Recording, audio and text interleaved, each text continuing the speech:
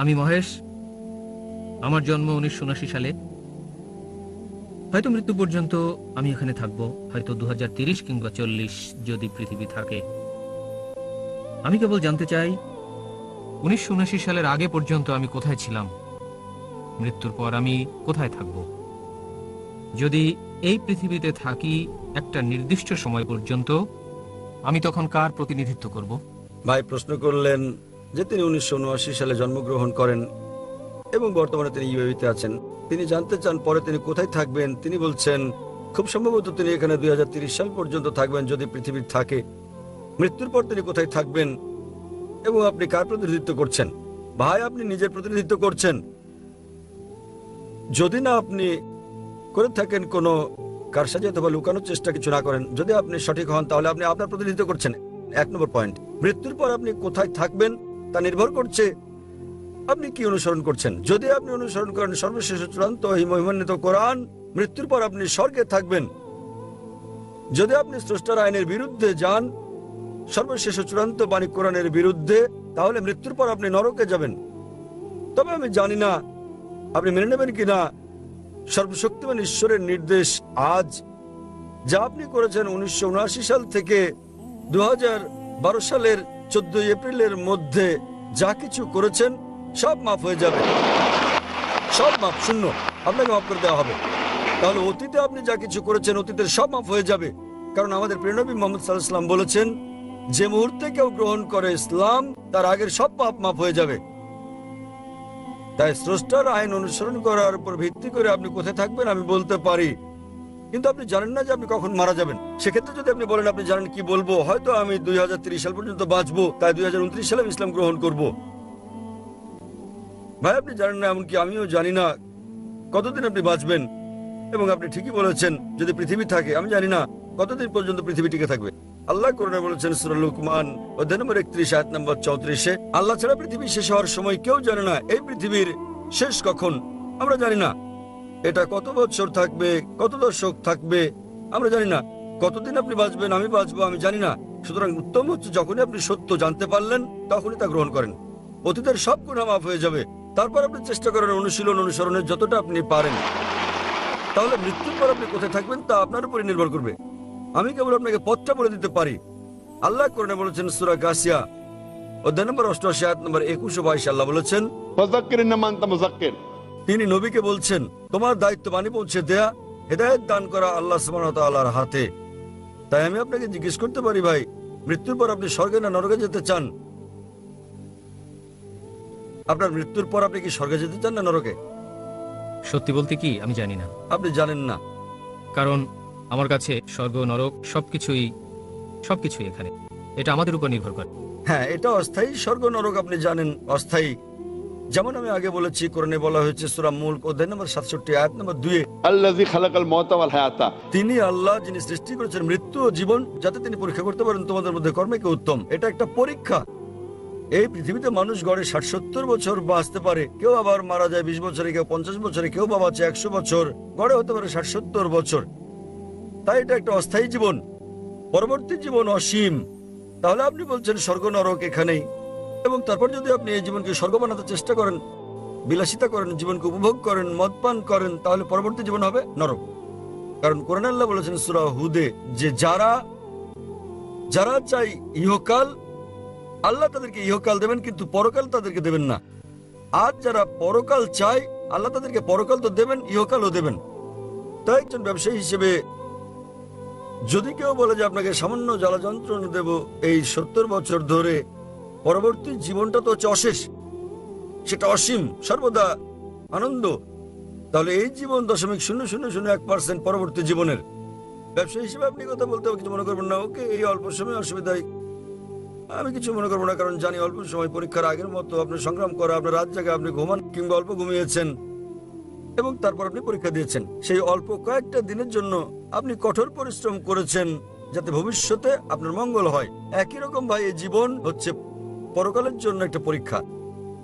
যদি আপনি হিন্দু হন, আপনি মহেশ হন, এবং যদি আপনি হিন্দু ধর্মগ্রন্থ সময় বিশ্বাস করেন, একই কথা বলা হচ্ছে বেদে। যদি আপনি ঋগ্বেদ পড়েন বই নম্বর 10 অধ্যায় নম্বর 16 শ্লোক নম্বর 4 ও 5, এখানে বলা হচ্ছে পুনর্জন্ম সম্পর্কে। পুনর মানে পরের, জন্ম মানে জীবন, পরকাল সম্পর্কে এই কথা বলা হয়েছে কোরআনে। তাই এই জীবনে আপনি এসেছেন এবং এর পরের জীবন, জন্ম পুনর্জন্মের, জন্ম মৃত্যু, জন্ম মৃত্যু, জন্ম মৃত্যু চক্রের কথা বেদে বলা হয়নি। এতে বলা হয়েছে পুনর্জন্মের কথা, মানে পরের জীবন যাপনে বলা হয়েছে। তাহলে একজন প্রকৃত ভালো মানুষ, এটা ভাববেন, একজন ভালো ব্যবসায়ী হিসেবে পরের জীবনটা বহু গুণ করতে থাকুন। এই জীবন ক্ষুদ্র, অতি ক্ষুদ্র, নগণ্য, 0.0001% পরের জীবনের তুলনায়।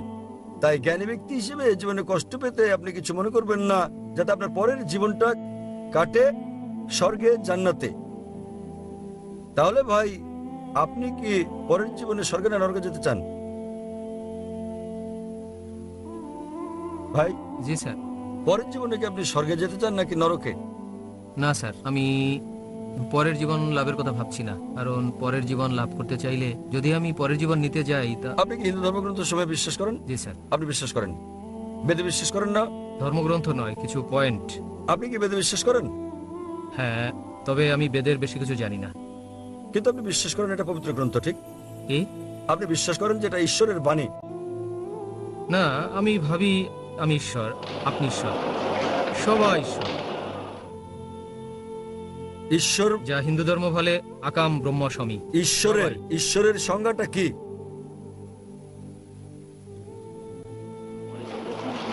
আমি জানি না। আমি ঈশ্বর, আপনি ঈশ্বর, ঈশ্বরের সংজ্ঞা কি আমি জানি না। তার মানে আপনি জানেন না, আমিও জানি না। আমি তো নিজেকে চিনি।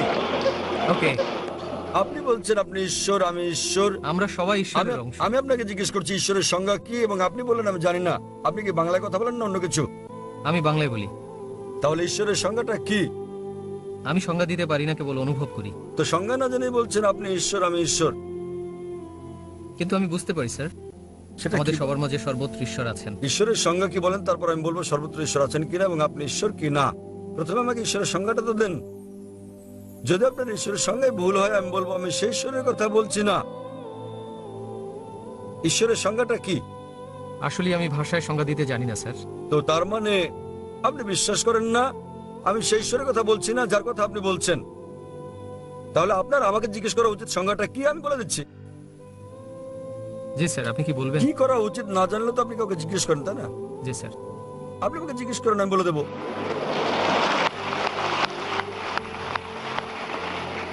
বেদ এবং উপনিষদে দেয়া ঈশ্বরের সংজ্ঞার পর আমি আসবো কোরআনে। যদি আপনি পড়েন উপনিষদ, ছান্দোগ্য উপনিষদ, অধ্যায় নম্বর 6, অনুচ্ছেদ নম্বর 2, শ্লোক নম্বর 1, एकम एविदित्यम। ঈশ্বর কেবলমাত্র একজন, দ্বিতীয় কেউ নেই। উল্লেখ আছে শ্বেতসূত্র উপনিষদে অধ্যায় নম্বর 6, শ্লোক নম্বর 9। नाचस्य कसिज जनिता न चदीपा। এটা সংস্কৃত উদ্ধৃতি যাতে বলা হয়েছে যে ঈশ্বরের চেয়ে বড় আর কেউ নেই, তার কোনো পিতামাতা নেই। সর্বশক্ত ঈশ্বরের কোনো প্রভু নেই, তার চেয়ে বড় কেউ নেই, তার পিতা নেই, তার মাতা নেই। উল্লেখ আছে শ্বেতসূত্র উপনিষদে অধ্যায় নম্বর 4, শ্লোক নম্বর 19। न तस्य प्रतिमा अस्ति। মহান ঈশ্বরের কোনো প্রতিমা নেই। প্রতিমা সংস্কৃত শব্দ যার মানে প্রতিবিম্ব, ছবি, প্রতিকৃতি, ভাস্কর্য, মূর্তি। न तस्य प्रतिमा अस्ति। মহান ঈশ্বরের কোনো প্রতিবিম্ব নেই, কোনো ছবি নেই, প্রতিকৃতি নেই, পুতুল নেই, আলোকচিত্র নেই, প্রতিমা নেই, মূর্তি নেই, ভাস্কর্য নেই। একই কথা বলা হয়েছে যজুর্বেদে 32 নম্বর অধ্যায়ের শ্লোক নম্বর 3। न तस्य प्रतिमा अस्ति। মহান ঈশ্বরের কোনো প্রতিবিম্ব নেই, কোনো ছবি নেই, কোনো প্রতিকৃতি নেই, কোনো আলোকচিত্র নেই, ভাস্কর্য নেই। আরো বলা হয়েছে হিন্দু ধর্মের ব্রহ্মসূত্রে एकम ब्रह्म द्योत्या नास्ते नीना नास्ते किंचन। ঈশ্বর কেবলমাত্র একজন, দ্বিতীয় কেউ নেই, আর কেউ নেই, আর কেউ নেই, আর কোথাও। তো এই সংজ্ঞার উপর ভিত্তি করে ঈশ্বর একজন, তার মতো কেউ নেই। এবং কোরআনে আরো বলা হয়েছে সূরা ইখলাসে অধ্যায় নম্বর 112, আয়াত নম্বর 1 থেকে 4। ঈশ্বরের সংজ্ঞা হচ্ছে, कुल हुवल्लाहु अहद। বলো তিনি আল্লাহ এক এবং অদ্বিতীয়। अल्लाहु समद। আল্লাহ চিরস্থায়ী ও চিরঞ্জীব। लम यलिद वलम यूलद। তিনি কাউকে জন্ম দেননি, কখনো জন্ম নেননি, वलम यकुल लहु कुफुवन अहद। এবং তার সমকক্ষ কেউ নেই। कुल हुवल्लाहु अहद। বলো আল্লাহ এক এবং অদ্বিতীয়। মানুষ কি কেবলমাত্র আপনি একা, নাকি আমি একাই মানুষ? হ্যাঁ কি না? হ্যাঁ কি না? আমি একজন মানুষ। শুধুমাত্র আপনি কি একাই মানুষ, কেবলমাত্র একা? না না না, আমি অনেকের कुल মধ্যে একজন। हुवल्लाहु अहद। বলো তিনি আল্লাহ এক এবং অদ্বিতীয়। अल्लाहु समद। আল্লাহ সার্বভৌম চিরস্থায়ী। আপনি কি সার্বভৌম চিরস্থায়ী? আপনি কি সার্বভৌম এবং চিরস্থায়ী? না।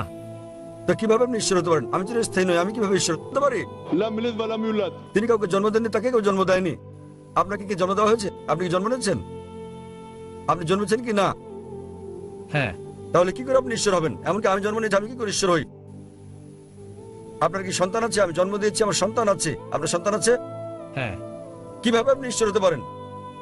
ولم يكن له كفوا أحد। তার সমকক্ষ কেউ নেই। আসলে তার মানে আপনার আমি যা ঈশ্বরের বলছি- সংজ্ঞা ভুলে যান। আপনি ঈশ্বর সম্পর্কে যা বলেছেন, আমি আমার দেয়া ঈশ্বরের সংজ্ঞা বলছি। ঈশ্বর সম্পর্কে আপনি যা বলেছেন তা এখন ভুলে যান। সেটা হতে পারে গড, হতে পারে ছোট হাতের জি।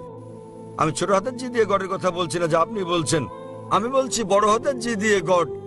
তিনি কেবলমাত্র একজন, তিনি সর্বশক্তিমান, তিনি চিরঞ্জীব, তিনি কাউকে জন্ম দেননি, তাকে কেউ জন্ম দেয়নি, তার সমকক্ষ কেউ নেই। এই সংজ্ঞার উপর ভিত্তি করে আপনি নিজেকে ঈশ্বর বলতে পারেন কি? আমি কি নিজেকে ঈশ্বর বলতে পারি? চাইলে আপনি পারেন। আমি আপনাকে জিজ্ঞেস করছি, আপনি কি জন্মেছেন? বলছেন হ্যাঁ। যদি আপনি ইচ্ছে করেন আপনাকে উন্মাদ বলা হবে। না স্যার, আমি যা বলছি সেটা আপনার আমি দেয়া- ঈশ্বরের অংশ। আপনি বলছেন একমাত্র ঈশ্বর না, আমি অনুভব করি আমি এর অংশ, বৃহৎ ঈশ্বরের। আমরা সবাই তার অংশ।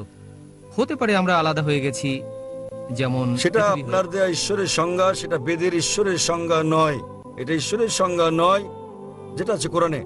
তাহলে আমি বলি এই ঈশ্বর এক ভিন্ন ঈশ্বর। আমি সেই ঈশ্বরের কথা বলছি না যেটা আপনি বিশ্বাস করেন। আমি সেই ঈশ্বরের কথা বলছি যাকে আমি বিশ্বাস করি। তিনি এক, তিনি সবকিছুর অংশ নন। আপনার ঈশ্বর আপাতত ভুলে যান, পাশে সরিয়ে রাখুন। ফাইন, যে ঈশ্বরের কথা আপনি বলছেন তাকে আপাতত সরিয়ে রাখুন। আমি আমার ঈশ্বরের সংজ্ঞার কথা বলছি। আপনি বুঝলেন? তিনি কেবলমাত্র একজন, তিনি সর্বশক্তিমান। আপনি কি সর্বশক্তিমান? আপনি কি সর্বশক্তিমান? না, সর্বশক্তিমান নই। তাহলে আপনি ঈশ্বর নন। আমি যার কথা বলছি, যে ঈশ্বরের কথা আপনি বলছেন সেটা বাদ দেন। ওকে। ঠিক আছে, আমি আমার ঈশ্বরের কথা বলছি। তাহলে লা ইলাহা, কোনো ঈশ্বর নেই, সব মিথ্যা দেবতারা ভুল, আপনি তাদের বাদ দেন। আমি সঠিক সংজ্ঞার কথা বলছি। যদি কেউ বলে যে 2 + 2 = 5, এই সমীকরণ বাদ দেন। ঈশ্বর যার কথা আমি বলছি, সত্তা যার কথা আমি বলছি, তিনি একক, তিনি সর্বশক্তিমান, তিনি চিরঞ্জীব, তিনি কাউকে জন্ম দেননি, তাকে কেউ জন্ম দেয়নি, তিনি জন্ম নেননি, তিনি কাউকে জন্ম দেননি, এবং তার সমতুল্য কেউ নেই, তিনি কেবলমাত্র একজন। আপনি কি এরকম একজন ঈশ্বরে বিশ্বাস করেন? না স্যার, আমি বিশ্বাস করি না। সেটাই সমস্যা। তার মানে আপনি সত্যিকারের ঈশ্বরে বিশ্বাসী নন। আপনার প্রতি আমার অনুরোধ, হিন্দু ধর্মগ্রন্থ সমূহের যে উদ্ধৃতি আমি দিয়েছি সেগুলো পড়ুন, বাড়িতে আমি গিয়ে কোরআনের বলতে চাই, অনুবাদ পড়ুন। আমি- আসল ঈশ্বরকে আপনি খুঁজে বের করার চেষ্টা করুন। এসব ভুয়া ঈশ্বরদের নয়, আমি ঈশ্বর, আপনি ঈশ্বর। আমি নিজেকে ঈশ্বর বিবেচনা করি না। আপনি আমাকে ঈশ্বর বললে আমি বলবো হ্যাঁ ঈশ্বর। আমি এতটা বোকা নই যে আপনি বললে ঈশ্বর হয়ে যাব। আপনি নরকে যেতে চান, যান। আমি চাই না, আমি চাই না আপনি আমাকে নরকে নিয়ে যান। আমি স্বর্গে যেতে চাচ্ছি, আপনাকেও স্বর্গে নিতে চাই আমি। যদি আমি আপনার সঙ্গে একমত হই যে আপনি ঈশ্বর এবং আমি ঈশ্বর, আমরা দুজনেই তো নরকে যাব। আমি চাই দুজনেই স্বর্গে যাই। তাই আমি অনুরোধ করি আপনি আপনার ধর্মগ্রন্থ পড়ুন, বেদ, উপনিষদ, কোরআন পড়ুন, নিজেকে শিক্ষা দিন এবং আমার সঙ্গে যোগ দিন। আমরা দুজনেই স্বর্গে যাবো ইনশাল্লাহ। ধন্যবাদ, ধন্যবাদ।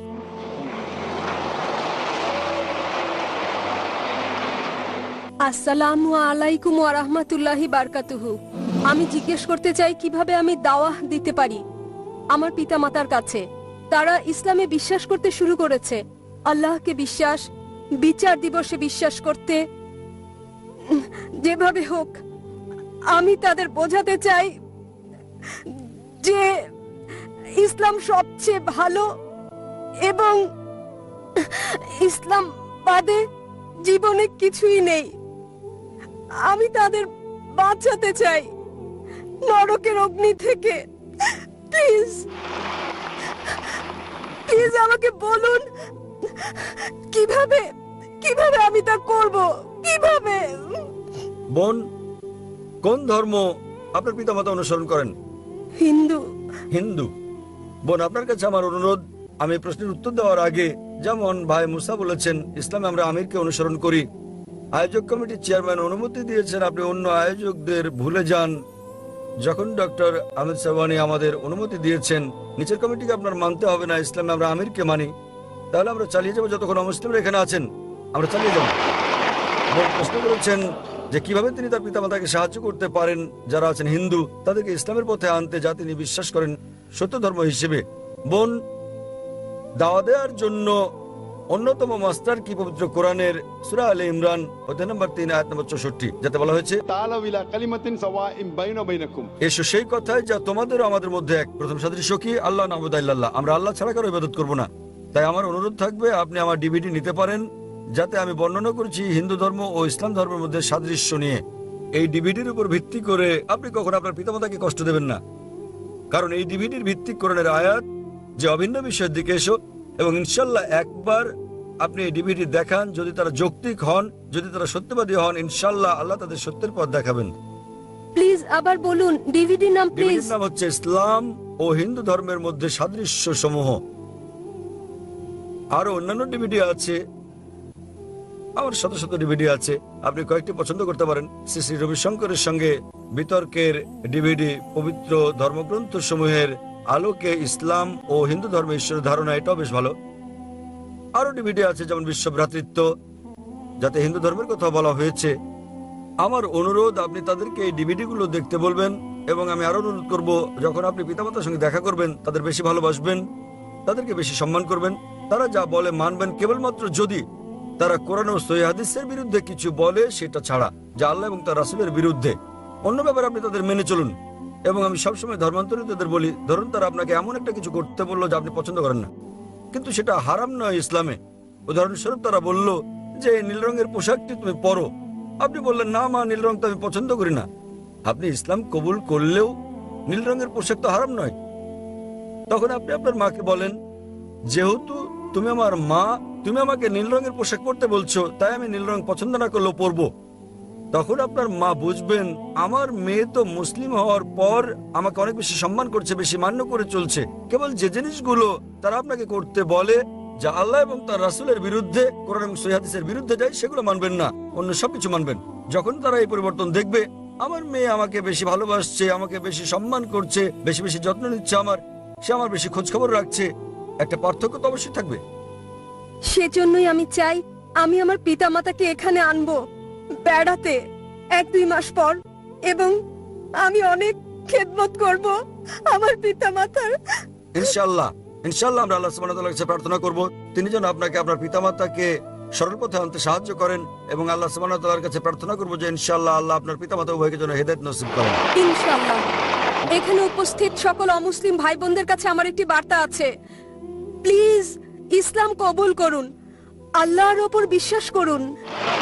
কারণ আমি জানি, আমি ভালো করে জানি, ইসলাম ছাড়া জীবন বৃথা, আল্লাহর ইবাদত ছাড়া জীবন অর্থহীন। আপনারা মরা মানুষের মতো। প্লিজ ইসলাম কবুল করুন। ইসলাম হচ্ছে স্বর্ণ, প্লিজ এই স্বর্ণ গ্রহণ করুন। লা ইলাহা ইল্লাল্লাহ মুহাম্মাদুর আল্লাহ রাসূলুল্লাহ। আপনাকে রহমত করুন এবং রক্ষা করুন। প্রিয় বোন, বাম দিকের সারিতে ভাইদের মাইকে কি কোনো অমুসলিম আছেন? হ্যাঁ ভাই, একজন আছেন। ওকে, প্রশ্ন করুন ভাই। শুভ সন্ধ্যা ডক্টর জাকির এবং যারা উপস্থিত আছেন। আমার কোনো কিছু বলার আগে আমি কেবল বলতে চাই, আমি যা জিজ্ঞেস করছি তাতে কাউকে অসম্মান করা আমার লক্ষ্য নয়, এবং এবং এবং সবার কাছে আমি খুবই তরুণ, তাই কিছু বেঠিক বললে আমাকে ক্ষমা করবেন। আমার প্রশ্ন হচ্ছে, যতদূর আমি দেখেছি এবং জেনেছি, আমার চতুর্পাশে আমি দেখেছি ইসলাম প্রতিমা পূজায় বিশ্বাস করে না। তাই আমি জানতে চাই প্রতিমা পূজায় বিশ্বাস না করার কারণ কি? এটা আমার প্রথম প্রশ্ন। ভাই প্রশ্ন করলেন যে তার বিশ্বাস মতে ইসলাম প্রতিমা পূজায় বিশ্বাস করে না। কেন ইসলাম প্রতিমা পূজায় বিশ্বাস করে না? যে কারণে ইসলাম প্রতিমা পূজায় বিশ্বাস করে না তা হচ্ছে এটা নিষিদ্ধ। পয়েন্ট নাম্বার 1, আপনি ঈশ্বরের প্রতিমা বানাতে পারেন না। ঈশ্বরের প্রতিমা বানালেন আপনি ঈশ্বরকে অবমাননা করলেন। ধরেন আপনি প্রতিমা বানালেন এবং ধরেন প্রতিমাটা পড়ে গেল, প্রতিমাটার কি হলো? সেটা ভেঙে গেল। যদি প্রতিমা নিজেকে সাহায্য করতে না পারে, কিভাবে আপনাকে সাহায্য করতে পারবে? স্যার, কিন্তু এখানে আমার পয়েন্ট হচ্ছে, যদি ঈশ্বরের প্রতিমা থাকে, সেটা আসল ঈশ্বর না হতে পারে যিনি বিরাজমান, কিন্তু এটি আমাকে তার প্রতি উপাসনায় সহায়তা করে, প্রার্থনায় মনোযোগ বাড়িয়ে দেয়। যদি এটা সাহায্য করে আসল প্রার্থনায় মনোযোগ বাড়াতে, আপনার কি ধারণা এটা কি ঠিক? ভাই বলছেন যে সে প্রতিমা যদি ঈশ্বরের প্রতি মনোনিবেশে সহায়তা করে, সেটা কি তার জন্য ভালো নয়? কিন্তু ঈশ্বর যখন বলছেন আমার প্রতিমা বানিও না, তবুও কি আপনি বলবেন এটা স্রষ্টাকে মনোনিবেশে সাহায্য করে? এটা কি ঠিক না ভুল? যদি আপনি ঈশ্বরকে ভালোবাসেন তাহলে তাকে মান্য করবেন কিনা? যদি আপনি ঈশ্বরকে ভালোবাসেন তাকে মানতে হবে। ধরুন আপনি একটা কোম্পানিতে কাজ করেন এবং বস আপনাকে বলছেন যথাসময়ে অফিসে আসুন, আপনাকে ঠিক 10টায় আসতে হবে। আপনি বলবেন না, আমি যদি 11টায় আসি, আমি ঘুমাবো, আরো ফ্রেশ থাকবো, আমি 11টায় আসবো। সেটা কি ঠিক না ভুল? সেটা ভুল। এরপর কিছু লোক আসলো 10টায়, কেউ 11টায়, কেউ আবার আসলো 12টায়। না, কিন্তু আপনি জানেন আমি ভালো কাজ করতে পারি। কেউ আসলো 1টায়, আবার কেউ আসলো 2টোর সময়। আপনার কি ধারণা কোম্পানিটি ভালো চলবে? না, আমি আমার বসকে খুব ভালোবাসি, বস বলছেন যথাসময়ে আসুনটা মানে 10টা। যদি আপনি বসকে ভালো না বাসেন তাহলে আপনি দেরি করে আসতে পারেন আর রেজিস্টারে লিখে দিতে পারেন আমি ঠিক সময় এসেছি। এটা হচ্ছে প্রতারণা। তাই আল্লাহ স্পষ্ট করে বলে দিয়েছেন কোরআনে যে প্রতিমা পূজা করা নিষিদ্ধ। এটা এমনকি হিন্দু ধর্মগ্রন্থে উল্লেখ করা হয়েছে, সুস্পষ্ট করে বলা হয়েছে। আমি আগেও বলেছি, শ্বেতাসূত্র উপনিষদে আছে, অধ্যায় নম্বর 4 অনুচ্ছেদ নম্বর 19, যজুর্বেদ অধ্যায় নম্বর 32 অনুচ্ছেদ নম্বর 3। न तस्य प्रतिमा अस्ति। মহান ঈশ্বরের কোনো প্রতিমা নেই, কোনো প্রতিচ্ছবি নেই, কোনো ফটোগ্রাফ নেই, কোনো চিত্র নেই, কোনো প্রতিকৃতি নেই, কোনো প্রতিমা নেই, কোনো ভাস্কর্য নেই, কোনো মূর্তি নেই।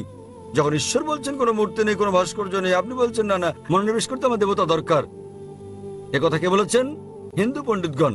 যখন আমি পণ্ডিতকে বলি যে এটা স্পষ্ট করে উল্লেখ আছে বেদে পূজা করা ভুল, তারা বলেন না না, প্রথম দিকে যখন আমি প্রাথমিক ধাপে থাকি, নিম্ন পর্যায়ে আমার প্রতিমা পূজা প্রয়োজন মনোযোগের জন্য। যখন আপনি উচ্চ স্তরে, উচ্চ সচেতনতার স্তরে পৌঁছান তখন আর প্রতিমা দরকার নেই। তাই আমি হিন্দু পণ্ডিতদের বলি মুসলিমরা ইতোমধ্যে সচেতনতার উচ্চ স্তরে পৌঁছে গেছে। স্যার স্যার তবে যদি এটা আমাকে সাহায্য করে কোনোভাবে, তাহলে ঈশ্বর কেন বলবে এটা করো কারণ না? আপনি ঈশ্বরকে হেয় করছেন। ধরেন আপনার বস বললেন 10টায় আসতে, না এটা আমাকে সহায়তা করে, আমি যদি 11টায় আসি শান্তি অনুভব করি, তাহলে আপনার বস আপনাকে বলবেন যদি আপনার সহায়ক হয় তাহলে কোম্পানি থেকে বেরিয়ে যান, অন্য কোম্পানিতে যোগ দেন। যেখানে কেউ আসে 10টায়, কেউ 11টায়, কেউ 12টায় আসে। আপনি কর্মচারীকে বললেন 10টায় আসতে, ধরেন আমি কর্মচারী বললাম দুপুর 12টায় আসবো, আমি শান্তি অনুভব করি, এটা আমাকে ভালো লাগে, আমি প্রশংসা করি আপনি খুব ভালো বস। আপনি কি পছন্দ করবেন?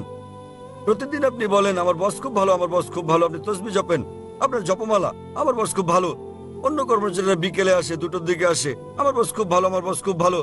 বস বলবেন ভাই আপনি আমার প্রশংসা বন্ধ করেন, সময় মতো অফিসে এসে কাজটা করেন।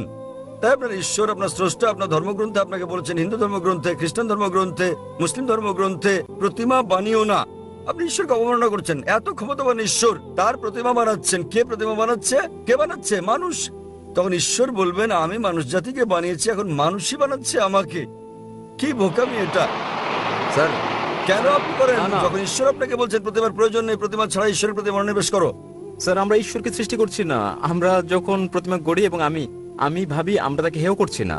যখন আমরা প্রতিমা বানাই এটা কেবলই তার একটি আকৃতি বানানো, এবং আমার ধারণা এটা তারই অংশ বিশেষ, যদিও এটা তিনি কি সেখানে আপনাদের থাকেন বেদে না। উল্লেখ আছে? স্যার আমি হিন্দু নই, আমি বেদে বিশ্বাস করি না। তাহলে কি আপনি খ্রিস্টান? আমি যৌন। জৈন। জৈনরা কি ঈশ্বরে বিশ্বাস করে? হ্যাঁ তা করে। আপনি কি আপনাদের জৈন মতবাদ জানেন? কে আপনাদের ঈশ্বর বলেন আমাকে? স্যার প্রভু মহাবীর। তিনি হলেন ত্রিতাঙ্কা, তিনি ঈশ্বর নন। আপনি জৈন মতবাদ জানেন না? স্যার আমি নাও জানতে পারি না। জৈন মতবাদ একটি নাস্তিক্যবাদী মতবাদ। জৈন মতবাদ একটি নাস্তিক্যবাদী মতবাদ। আপনি কি হিন্দু ধর্মকে জৈন মতবাদের সঙ্গে মিশ্রিত করছেন? স্যার আমি বলছি যে আমি হিন্দু নই। আমি জানি আপনি হিন্দু নন, কিন্তু আপনি জৈন হলে এবং আপনি বলছেন মহাবীর ঈশ্বর, আপনার জৈন গ্রন্থে কোথায় উল্লেখ আছে মহাবীর ঈশ্বর? তিনি হচ্ছেন একজন ত্রিতাঙ্কা, হ্যাঁ স্যার তিনি হচ্ছেন, তিনি ঈশ্বর নন। তাই তবে আমরা তার উপাসনা করি এবং অন্য সব তীর্থঙ্করদের মতো। কিন্তু তিনি ঈশ্বর তো নন। মহাবীর কি বলেছেন আপনাদেরকে তার উপাসনা করতে? না আমি এসব পড়িনি। আপনি জানেন না তাই আপনাকে বলছি। আপনারা জানেন না মহাবীর কি বলেছেন, এবং আপনারা বলছেন মহাবীর হলেন তীর্থাঙ্কর। এটা কি আপনার কর্তব্য না যে মহাবীর কি বলেছেন তা খুঁজে বের করা? হ্যাঁ স্যার তাই। তাহলে আমি কি করবো? তার মানে আপনি একজন অযৌক্তিক মানুষ। স্যার আমি কি? যখন আপনি কোনো কোম্পানিতে যোগদান করেন সেখানকার নিয়মকানুন মেনে চলেন না। জি স্যার। জৈনবাদ এক ধরনের নাস্তিক্যবাদ।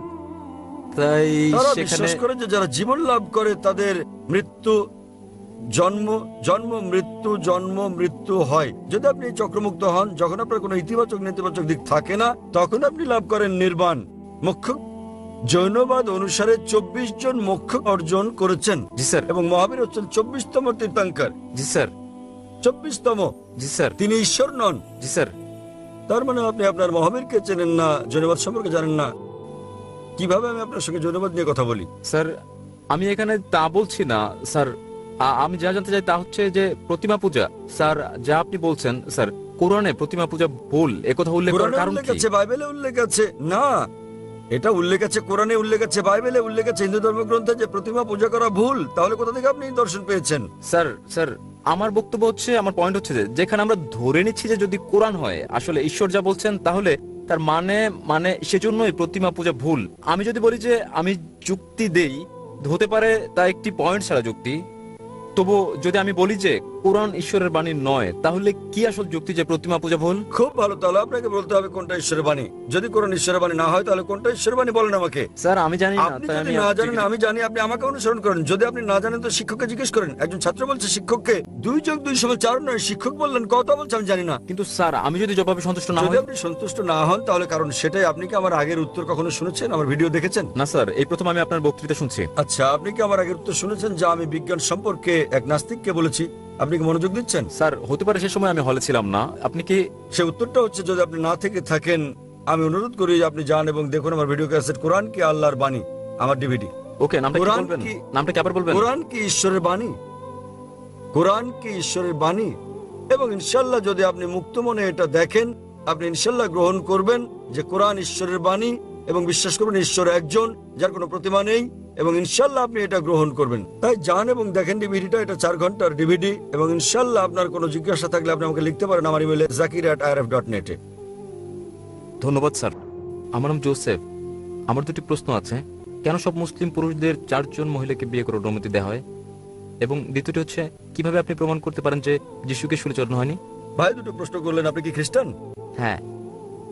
ভাই দুটো প্রশ্ন করলেন যে কেন ইসলাম পুরুষদের অনুমতি দেয় 4 জন পর্যন্ত স্ত্রী গ্রহণ করা, কেন ইসলাম পুরুষদের একের অধিক স্ত্রী গ্রহণের অনুমতি দেয়, এবং দ্বিতীয় প্রশ্ন কিভাবে আপনি প্রমাণ করবেন যে যীশু খ্রিস্টকে তারপর শান্তি পরিচিত ক্রুশে চড়ানো হয়নি। দেখেন, কোরআন হচ্ছে পৃথিবীর বুকে একমাত্র ধর্মগ্রন্থ যাতে বলা হয়েছে মাত্র একটি বিয়ে করো। আপনি বাইবেল পড়েন, রামায়ণ পড়েন, মহাভারত পড়েন, আপনি বেদ পড়েন, পৃথিবীর কোনো ধর্মগ্রন্থে বলা হয়নি কেবল একটি বিয়ে করো, শুধুমাত্র কোরআন ছাড়া। যদি আপনি পড়েন রামায়ণ, হিন্দু ধর্মগ্রন্থ, শ্রীরামের পিতা তার একের অধিক স্ত্রী ছিল। যদি আপনি মহাভারত পড়েন, শ্রীকৃষ্ণ তার কতজন স্ত্রী ছিল? 4, 10, 1000, 10,000, তার ছিল 16,108 জন স্ত্রী। তাহলে শ্রীকৃষ্ণের 16,108 জন স্ত্রী থাকতে পারলে মুসলিমদের সর্বোচ্চ 4 জন থাকতে পারবে না কেন? আপনি যদি পড়েন ওল্ড টেস্টামেন্ট, এতে বলা হয়েছে যে সুলেমানের তার উপর শান্তি বর্ষিত হোক 700 জন স্ত্রী ছিল, ইব্রাহিমের তার উপর শান্তি বর্ষিত হোক 3 জন স্ত্রী ছিল। তাহলে ওল্ড টেস্টামেন্ট বলছে আপনি যত খুশি বিয়ে করতে পারেন। একই রকম বলা হয়েছে নিউ টেস্টামেন্টে যে আপনাকে ওল্ড টেস্টামেন্ট মানতে হবে। তাহলে হিন্দু ধর্ম, খ্রিস্ট ধর্ম, ইহুদি ধর্মে আপনি যত খুশি বিয়ে করতে পারেন। পরবর্তীতে যা হয়েছে, চার্চ বিধিনিষেধ আরোপ করেছে যে খ্রিস্টানরা মাত্র একটি বিয়ে করবে। এটা পরবর্তীতে রাব্বি গেরশম্যান ইয়াহুদা একটা আইন জারি করেন এবং বলেন ইহুদিরা কেবল একটি বিয়ে করবে, অন্যথায় আগে তারা বিয়ে করতো যার যত খুশি। এটা হচ্ছে ইন্ডিয়ান পেনাল কোড ভারতে 1954 সালে একটি আইন জারি করে হিন্দু বিশেষ বিবাহ আইন আওতায় হিন্দুদের মাত্র একটি বিয়ে করা উচিত, কিন্তু ধর্মগ্রন্থে কোনো বাধা নেই। আসুন আমরা বিশ্লেষণ করি কোরআন কি বলছে। কোরআনে বলা হয়েছে সূরা নিসা অধ্যায় 4 আয়াত নাম্বার 3-এ, তোমাদের পছন্দের নারীদের বিয়ে করো 2, 3 বা 4 জনকে, তবে ন্যায় বিচার করতে না পারলে মাত্র একটি বিয়ে করো।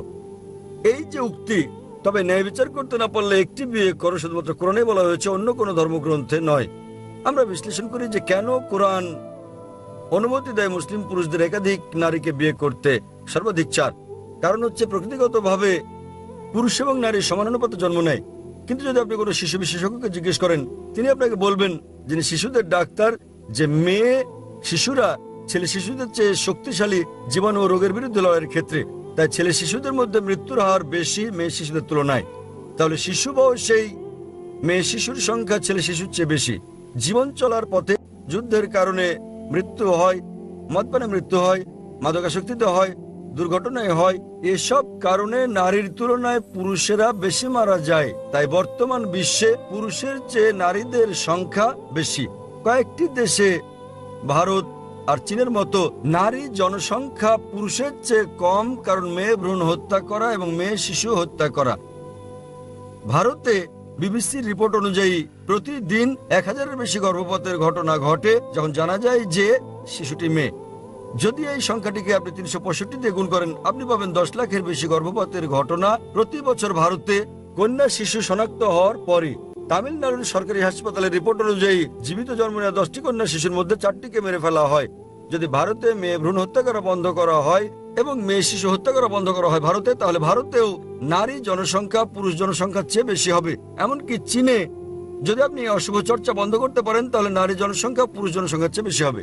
যদি আজ আপনি ভালো করে দেখেন, শুধুমাত্র আমেরিকায় পুরুষের চেয়ে নারীর সংখ্যা 47 লক্ষ বেশি। শুধু যুক্তরাজ্যেই পুরুষের চেয়ে নারীর সংখ্যা 12 লক্ষ বেশি আছে।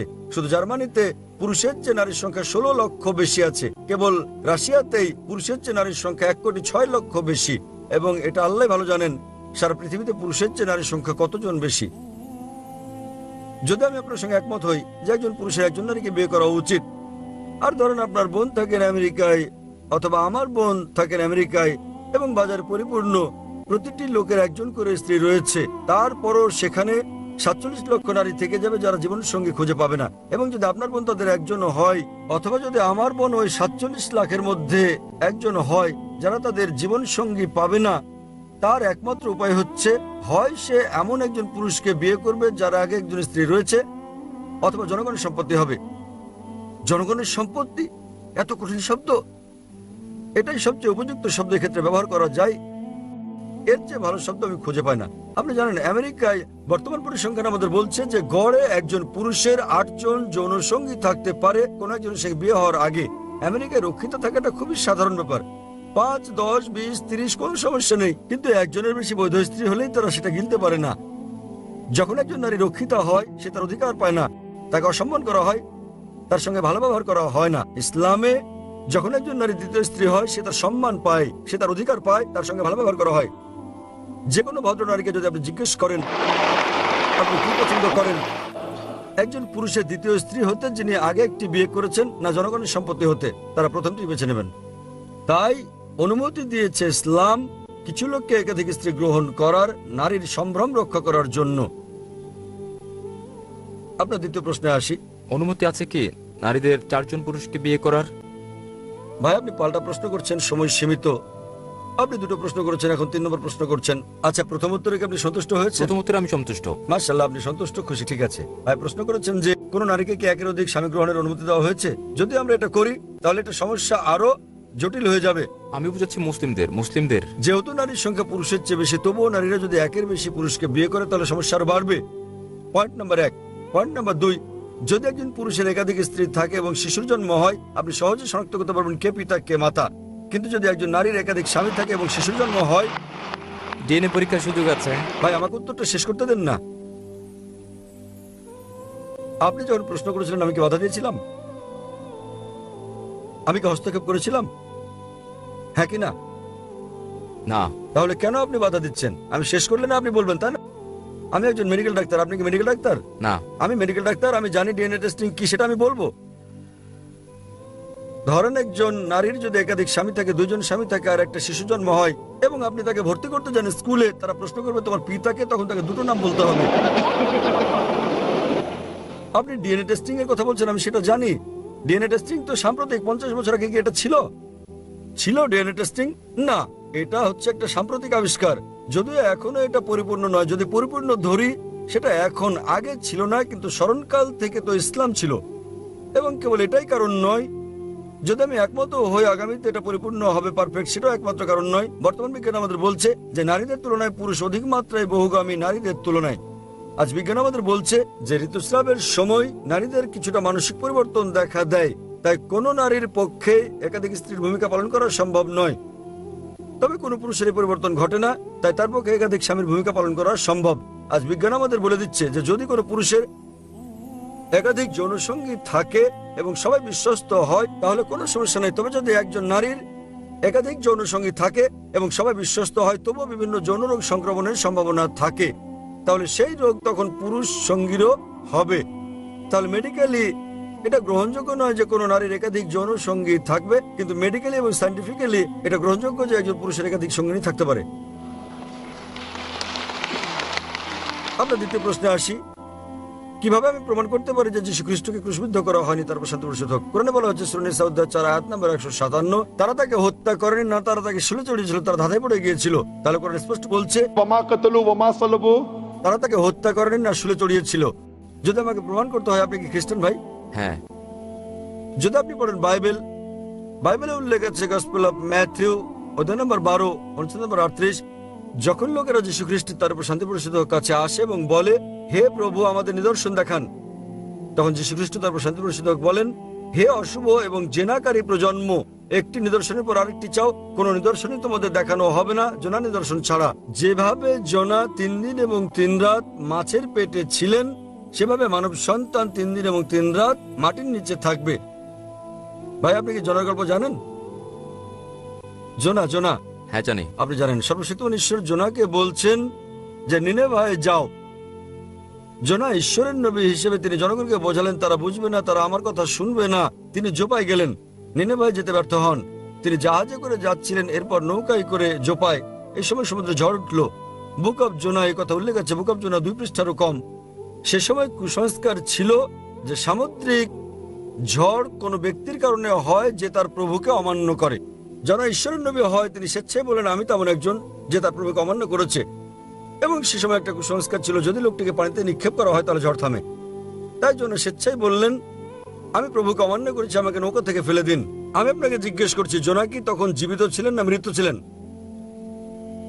জোনাকে যখন নৌকা থেকে সাগরে ফেলে দেওয়া হলো, ঝড় যখন আসলো, তখন জোনাকে জীবিত ছিলেন না মৃত? তিনি তিনি জীবিত ছিলেন। জীবিত। খুব ভালো। যখন কোনো লোককে সাগরে নিক্ষেপ করা হয় ঝড়ের সময় তার মারা যাওয়াটাই স্বাভাবিক। জোনাকে যখন সাগরে ফেলে দেওয়া হয় তখন কি জীবিত ছিলেন না মৃত? তিনি জীবিত ছিলেন। জীবিত। যদি তিনি মারা যেতেন তাহলে বিস্ময় হতো না। ঝড়ের সময় সাধারণত মানুষ মারা যায়, তিনি বেঁচে যান, এটা ছিল বিস্ময়কর। একটা মাছ এসে তাকে গিলে ফেললো, মাছ তাকে গিলে ফেললো। যখন মাছ জোনাকে গিলে ফেললো তখন কি তিনি জীবিত না মৃত? জীবিত। জীবিত। 3 দিন এবং 3 রাত মাছটি তাকে পেটে নিয়ে সাগরে ঘুরলো। মাছের পেটে বসে 3 দিন এবং 3 রাত যেন সর্বশক্তিমান ঈশ্বরের প্রশংসা করলেন। যখন তিনি মাছের পেটে ছিলেন তখন কি মৃত ছিলেন না জীবিত ছিলেন? জীবিত। জীবিত। জীবিত জীবিত জীবিত। মাছটি তাকে বমি করে বের করে দিল। জোনা তীরে আসলেন, তিনি কি মৃত না জীবিত ছিলেন? জীবিত। জীবিত। জীবিত।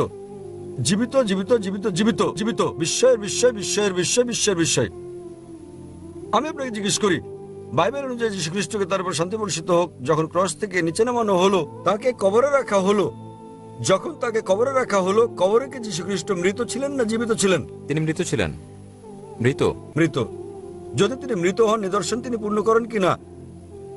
তাকে ঈশ্বর তুলে নিয়ে যান কবরস্থানে। কবরে তিনি মৃত ছিলেন না জীবিত ছিলেন? মৃত। মৃত না জীবিত? মৃত। যদি তিনি মারা যেতেন তিনি কি ভবিষ্যৎবাণী পূরণ করতেন?